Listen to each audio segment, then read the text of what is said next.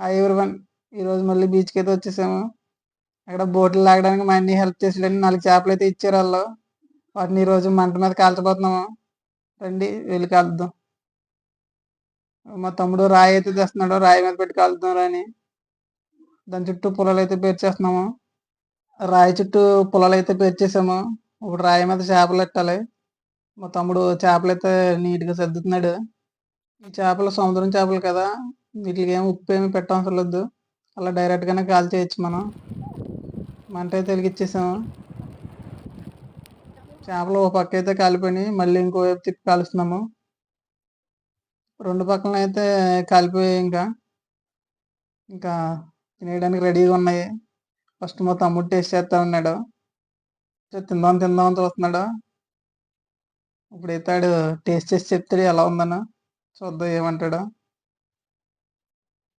ముక్క అయితే బాగానే ఉడికినట్టుంది. చూడండి, చేతితో తీయగానే బాగానే వచ్చింది. మరి చెప్తాడు ఇప్పుడు ఎలా ఉందన్నదే.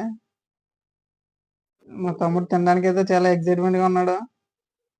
ముక్క అయితే చాలా బాగుంది అన్నాడు. మరి నెక్స్ట్ టైం ఆ రీల్ అయితే ట్రై చేద్దాం అన్నాడు. మళ్ళీ నెక్స్ట్ వీడియోలో కలుసుకుందాం. Please subscribe.